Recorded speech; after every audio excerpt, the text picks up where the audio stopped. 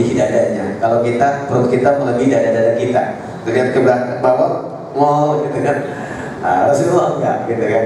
Itulah hebatnya Rasulullah. Makanya saya suka malu pada diri sendiri, perut saya udah mulai kembang nih.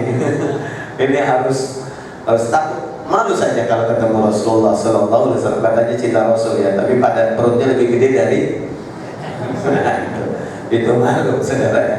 Tapi itu adalah Rasulullah Sallallahu Alaihi Wasallam ya. Makanya bagi anda yang masih ideal fisiknya, pertahankan. Syukur-syukur bisa six pack ya. Nah itu harus banyak olahraga keras. Jadi itu kebiasaan Rasulullah Sallallahu Alaihi Wasallam saudara. Nah kebiasaan ini yang berbeda dengan kita ya. Itu sebabnya kenapa Rasulullah Sallallahu Alaihi Wasallam setelah pulang ke rumah, sampai rumah dimulai aktivitas dengan sholat 2 rakaat. Inilah yang disampaikan oleh Aisyah. Jadi 2 rakaatnya bukan di masjid. Di mana? Di rumah. Makanya sahabat yang lain tidak melihat. Sahabat yang lain kayak Abdullah bin Umar mengatakan bid'ah. Nah, sampai begitu. Nah ini penjelasannya seperti saudara dan saudari. Mudah-mudahan bisa dipahami. Nanti jadi koreksi tentang masalah Itban bin Malik ya, mudah-mudahan nanti bisa dapat catatannya di pertemuan yang akan datang insya Allah ya. Nah baik, ada lagi yang mau bertanya? Masih ada waktu.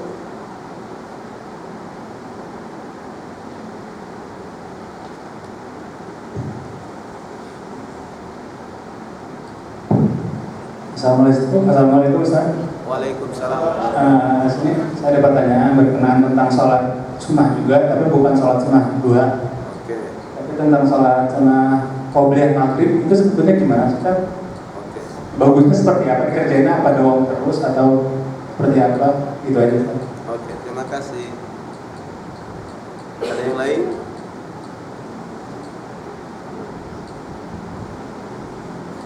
Assalamualaikum warahmatullahi wabarakatuh. Waalaikumsalam.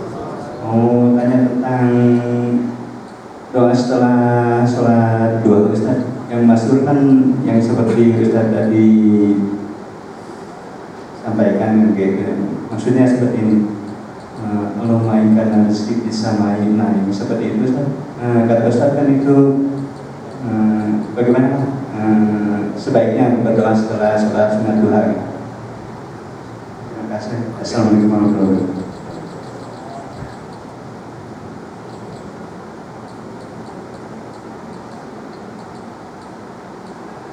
Silakan yang awal ada.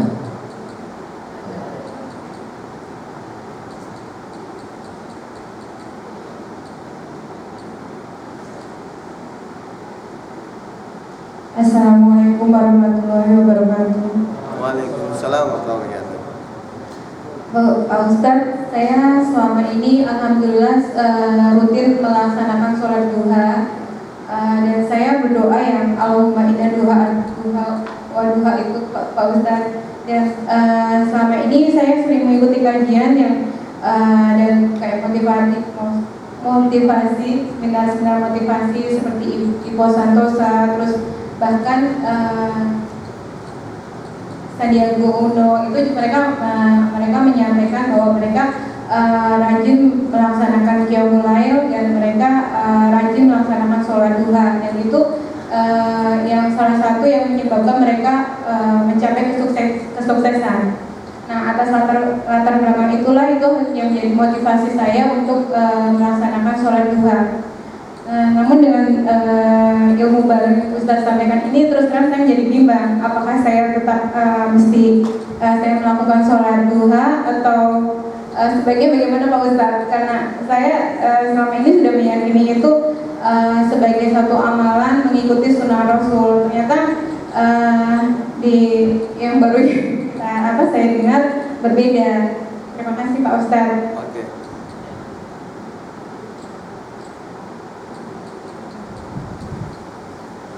Dalam pembahasan sebelumnya disebutkan qada sholat sunnah itu tidak ada, adanya qada untuk sholat wajib. Pertanyaan titipan dari teman saya, bila sholat wajib yang dilakukan semasa dia balik itu jarang dilakukan, apakah harus dibayar atau hanya perlu bertobat? Terima kasih. Pak Ustadz, mohon maaf menambahkan, saya pernah mendengar di kajian yang menyampaikan bahwa sholat sunnah di pagi hari itu juga bisa untuk mengganti ketika kita terlewat sholat qiyamul lail, karena Nabi pun pernah terlewat sholat qiyamul lail dan terus menggantinya dengan sholat sunnah di pagi hari. Terima kasih Pak Ustadz.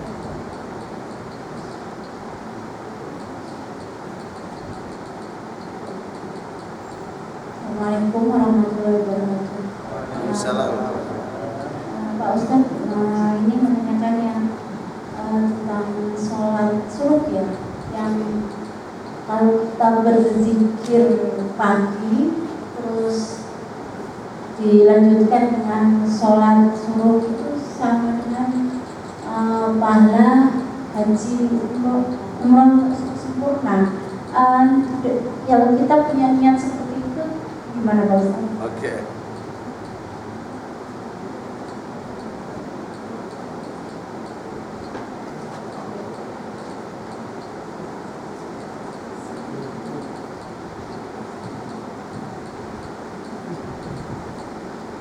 Baik, saya jawab dulu. Terima kasih para ulama yang menyampaikan pertanyaannya. Yang pertama, sebenarnya kalau ditelaah secara detail tentang sholat hubungan duha, sholat malam dengan kesuksesan, sebenarnya inti masalahnya pertama adalah di sholat malam. Kenapa? Karena di dalam surat Al-Dhariyat Allah katakan wa bis sama'i rizqukum wa ma tu'adun. Di langitlah rezekimu. Jadi rezeki kita bukan di bumi, saudara, di langit kata Allah. Maka sering-seringlah Anda mengajukan ke Allah agar rezeki Anda dimudahkan. Itu sebabnya kalimat rezekimu di langit itulah bertentangan dengan doa yang tadi. Jika rezekinya di bumi, enggak. Allah katakan wa bis sama'i rizqukum, di langitlah rezekimu. Ya. Salat malam itu kunci, hampir semua saya sepakat.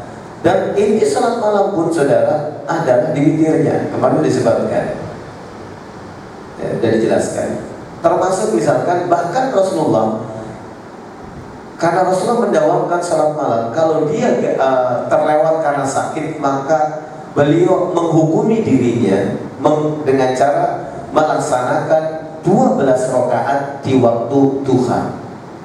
Jadi sholat 12 rakaatnya Rasulullah itu hanya berlaku untuk Rasul, bukan untuk kita.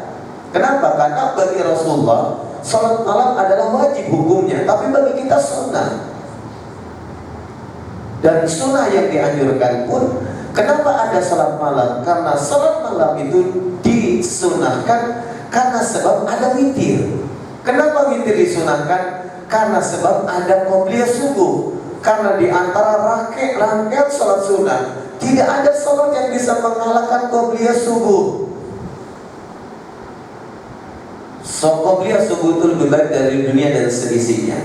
Kenapa kita harus witir? Witir adalah persiapan untuk qobliyah subuh, untuk sholat subuhnya. Jadi pokoknya di subuh sebenarnya, karena yang fardu adalah subuhnya. Itu sebabnya kalau kemudian motivator itu mengatakan saya sukses, justru kunci suksesnya adalah kalau kembali kepada hukum tinjauan fikih kan. Itu karena duha adalah salah satu bentuk sedekah. Bersedekah itu kan salah satu cara terbaik untuk mengkayakan diri sendiri. Jadi jangan salah motivasi juga. Kan anjuran Rasulullah boleh. Jadi kita dianjurkan, termasuk Aisyah radhiyallahu anha mendawamkan sholat duha karena ada penjelasan Rasulullah tentang sedekahnya.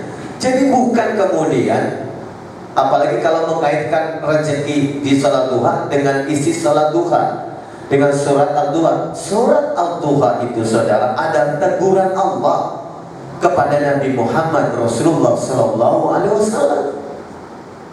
Baca surat Al-Duha. Wadduha wal-laili idza saja ma wadda'aka rabbuka wa ma qala. demi waktu duha dan malam apabila telah lalu. Allah tidak meninggalkanmu Muhammad dan tidak membencimu. Jadi asbabun nuzulnya ada surat Al-Duha karena Rasulullah dulu ditanya oleh kaum kafir tentang sesuatu, memastikan jawabannya yang semestinya tidak boleh. Lalu Rasulullah ditegur oleh Allah dengan tidak didatangkan malaikat Jibril memberi jawaban. Akibatnya apa? Nabi Muhammad dianggap telah gila karena ditinggalkan oleh pembisiknya. Itu perkataan istrinya Abu Lahab. Akhirnya Rasulullah goncang secara psikologis. Gimana? Kata orang Muhammad ternyata katanya bohong. Katanya besok, tar sampai sekarang. Jadi gara-gara itulah Rasulullah tidak mengatakan insya Allah ditegur, lahirlah turunlah surat Al-Duha. Jadi surat Duha itu tidak ada hubungannya dengan rezeki dalam pengertian yang dimaksud, seperti yang disebutkan dalam doa tadi. Nah, jadi begitu saudaraku dirahmati Allah. Jadi kembali, kalau Anda mau mendawamkan duha, ya, maka niatkannya bukan karena tadi, tapi sebagai bentuk sedekah Anda. Bahwa kemudian sedekah, kan orang yang bersedekah orang kaya, saudara. Siapa yang mau berbagi? Kan hanya orang kaya. Kan begitu. Jadi motivasinya justru itu yang benar, bukan karena suksesnya. Kalau sukses hanya Ipo Santoso tidurnya berapa jam dalam sehari, terus dia mengawali cara berpikirnya berapa tahap. Kalau kita berpikir satu langkah, Ipo Santoso mungkin mikirnya sudah 10 kali langkah. Bangun tidurnya apa yang dilakukan. Jadi kemudian jangan mencari pembenaran atas nama agama. Hadis-hadis dimasukkan sebagai pembenar. Kan saya sampaikan dalam tinjauan fikihnya, enggak, kok Rasulullah nggak melakukan karena itu. Jadi jangan kemudian Anda selewengkan. Kalau Anda mau bersedekah untuk diri sendiri minimal itu silahkan. Tapi kalau Anda jadikan motivasi untuk yang lain, mendingan jangan. Karena justru itu bertentangan dengan kebiasaan yang dulu dilakukan oleh Rasulullah dan para sahabat. Kan begitu saudara-saudari. Jadi kemudian mudah-mudahan Anda tidak berubah pikirannya tentang sholat. Silakan, kalau Anda mendawamkan yang sudah bagus, silakan dawamkan. Tapi rubah niatnya sebagai bentuk sedekah Anda. Dan kemudian kalau Anda ingin sukses, kan mohon maaf kalau boleh tanya secara pribadi, Anda doa sudah berapa tahun? Terus tanya, bandingkan yang di Pak Santoso, duhanya udah berapa tahun? Kok belum sesukses di Pak Santoso, gitu kan? Pasti ada amalan yang berbeda, bukan hanya karena itu. Karena wabis sama rizqukum wa man tu'adun, itu janji Allah. Ya. Kemudian pertanyaan, ya, qadha salat wajib yang tidak dilakukan saat balik, apakah harus dengan qadha atau dengan taubat? Taubat sudah memadai, saudara. Ya. Tidak ada qadha salat wajib. Salat wajib itu qadhanya itu disebut qadha karena dalam satu hitungan hari. Misalkan Anda tertidur di waktu zuhur, bangun asar, Anda belum sholat zuhur. Karena zuhur dan asar masih satu tarikan waktu, silakan Anda sholatlah pada saat ingat. Tapi kalau Anda bangunnya sudah isya, Anda nggak perlu sholat zuhur dan sholat asar. Karena ketika Anda tertidur, Anda diampuni oleh Allah. Karena tertidur itu bagian dari sebab yang dimaafkannya kita. Rubi al-qalam an salasin anin naimi hatta yastayqilu. Kalau kita tidur, kita nggak dicatat sama malaikat. Makanya sering-seringlah ketiduran, ya kan? Kalau bisa. Tapi kalau Anda niat tidur untuk meninggalkan sholat, Anda dosa. Ya begitu. Tapi benar-benar ketiduran. Sama kalau Anda lupa, Anda nggak wajib. Lupa lagi puasa, makan udah satu bakul, kenyang, alhamdulillah. Ini mulai buat astagfirullah, nggak apa-apa, itu nikmat dari Allah. Ya. Jadi taubat itu sudah memadai. Cuman taubat itu kalau kata para ulama itu syaratnya harus komitmennya kuat, ada iltizam, mengakui kesalahan, tidak mau mengulang. Ya Allah, saya dulu nggak sholat, mulai sekarang. Nah, kalau Anda sekarang sudah taubat masih nggak sholat juga, dosanya Anda berlipat. Dalam pengertian karena tadi Anda berkhianat kepada Allah Subhanahu Wa Taala. Kemudian, ya ini termasuk tanggapan tentang tadi. Rasulullah betul pernah ada hadis mengatakan kalau dia tidak sholat malam, dia melaksanakan sholat 12 rakaat di pagi hari. Itu karena hukum sholat malam bagi Rasulullah hukumnya wajib, tapi bagi kita tidak perlu dilakukan. Karena apa yang dilakukan oleh Rasulullah bukan berarti harus dilakukan oleh kita. Rasulullah pernah mengqadha dalam tanda kutip ketika sholat ba'diyah zuhur tidak dilakukan, setelah asar baru ingat, lalu Rasulullah sholat ba'diyah zuhur setelah asar. Ketika ditanya oleh Maimunah, afala naqdiyah, bolehkah kami mengqadha ya Rasulullah? Lah, kita terlarang. Jadi yang dilakukan oleh Rasulullah bukan berarti kita harus lakukan semuanya. Nah itu saudara dan saudari, termasuk bagaimana dengan qobliyah sholat maghrib. Nah, secara kaidahnya Rasulullah tidak mendawakan sholat qobliyah maghrib, termasuk qobliyah isya. Kalau asar ada hadis yang lain, barang siapa sholat sebelum asar 4 rakaat Allah berikan rahmat. Cuman masalah itu sholat apa, itu yang menjadi diskusi para ahli fikih. Di dalam hadis lain diceritakan Abdullah bin Abbas Kamakola itu menyebutkan Rasulullah itu waktu antara azan dengan iqamah di waktu maghrib itu sebatas waktu orang ke kamar buat ngambil air wudhu, jadi pendek. Itu sebabnya tidak ada qobliyah sebelum maghrib. Pertanyaannya, kenapa ada orang qobliyah sebelum maghrib dan juga sebelum isya? Biasanya yang menjadi hujah adalah keumuman hadis baina adzanaini salatun liman syaa. Dalam hadis Bukhari, antara dua azan ada salat bagi yang mau. Dua azan ini maksud dalam azan dan iqamah. Inilah satu peluang bagi orang yang melihat ketika dia datang ke masjid sudah azan, belum ada orang yang datang sambil nunggulah dengan 2 rakaat. Itu termasuk berpahala, tapi bukan qobliyah. Berarti niatnya bukan qobliyah. Kalau qobliyah Rasulullah tidak pernah mengajarkan. Qobliyah niatnya apa? Berarti niatnya intidhar, sambil nunggu orang ya, dan memanfaatkan waktu, atau istilah orang mengatakan sholat sunnah mutlak itu sunnah 2 rakaat aja sambil nunggu orang. Nah, itu begitu. Nah, memang ada beberapa keterangan lain seperti itu. Jadi boleh nggak kita sholat sebelum maghrib? Boleh jika lihat hal kondisinya memungkinkan.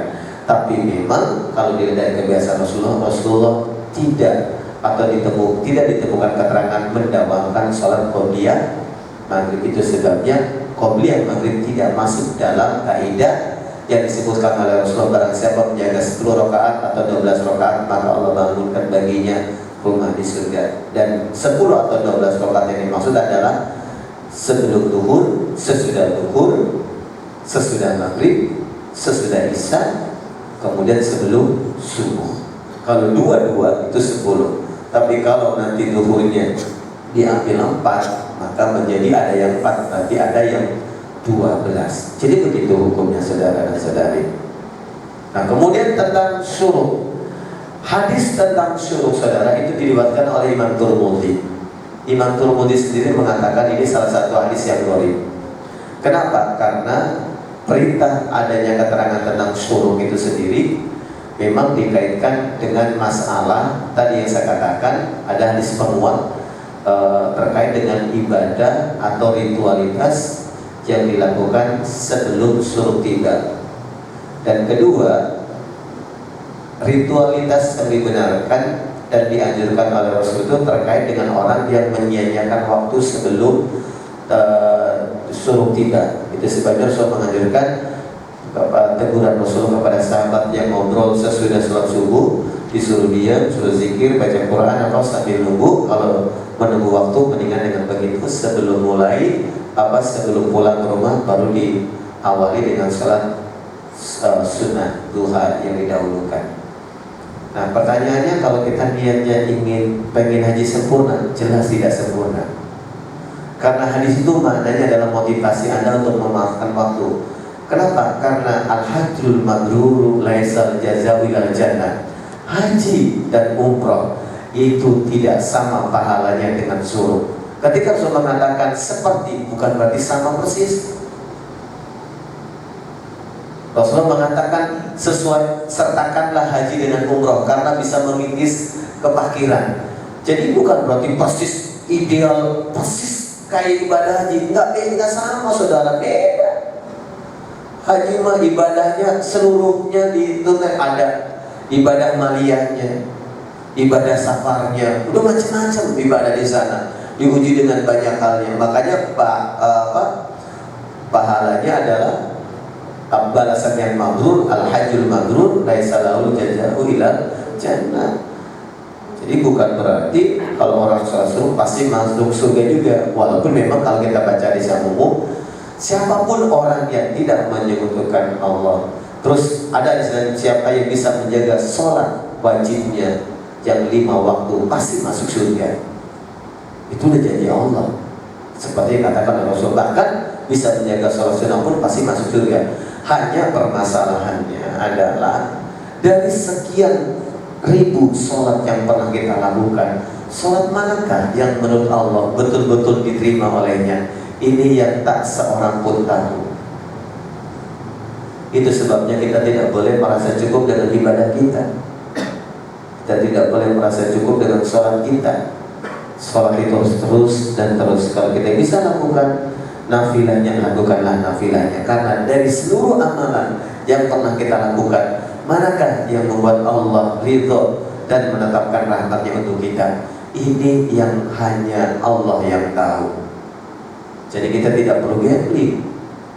Oh, pulang haji, kenapa malas ah? Kan aneh habis pahalanya aja kata Rasulullah 1000 kali. Di Nabawi 100.000 kali di Makkah. Jadi tak dulu aneh pray dulu. Itu nggak benar itu.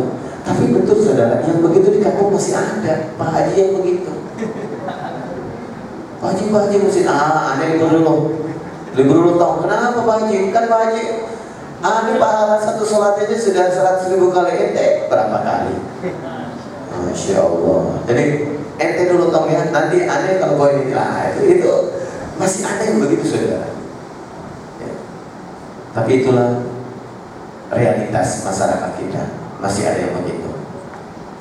Nah saudaraku yang dirahmati Allah Subhanahu Wa Taala, mudah-mudahan apa yang saya sampaikan bisa memberikan tambahan penjelasan. Insya Allah kalau pun tidak jelas, mudah-mudahan Allah berikan kemudahan lainnya dalam amal ini, dan ini menjadi catatan bersama. Insya Allah yang menjadi koreksi akan saya sampaikan revisi dalam kajian yang akan datang. Demikian saja saudara dirahmati Allah. Mari kita akhiri kebersamaan kita dengan munajat mengampun kepada Allah Subhanahu Wa Taala. Allahumma sholli ala Muhammadin wa ala ali Muhammad kama shallaita ala Ibrahim innaka Hamidum Majid. Allahumma inna nas'aluka bi anna nashhadu annaka anta Allah la ilaha illa anta al-ahad as-samad lam yalid wa lam yulad wa lam yakul lahu kufuwan ahad. Allahumma ighfir lana dzunubana wa kaffir 'anna sayyi'atina wa tawaffana ma'al abrar. Rabbana ighfir lana wa li walidayna warhamhuma kama rabbayana shaghira. Rabbana hab lana min azwajina wa dhurriyyatina qurrata a'yun waj'alna lil muttaqina imama. Farzuqna ya razzaqna innaka antal khairur raziqin wa tub 'alaina ya tawwab innaka antat tawwabur rahim. Rabbana ighfir lana wa li ikhwanina alladhina sabaquna bil iman wa la taj'al fi qulubina ghillan lil ladzina amanu rabbana innaka ra'ufur rahim. Rabbana atina fid dunya hasanah wa fil akhirati hasanah wa qina adzabannar. Subhana rabbika rabbil izzati amma yasifun wa salamun alal mursalin walhamdulillahi rabbil alamin. Kita hari dengan bersama membaca doa kifaratul majlis. Subhanallah, asyhadu an la ilaha illallah, astaghfirullah wa atubu ilaih. Waalaikumsalam warahmatullahi wabarakatuh. Assalamualaikum warahmatullahi wabarakatuh. Waalaikumsalam warahmatullahi wabarakatuh. Alhamdulillahirrahmanirrahim. Terima kasih pada atas kajiannya. Semoga dapat manfaat ilmu khazanah Islam kita. Amin ya rabbal alamin. Dan sebelum itu ada informasi yang di kajian Al-Hikam di Masjid Al-Latif Pasar Blok M lantai 5.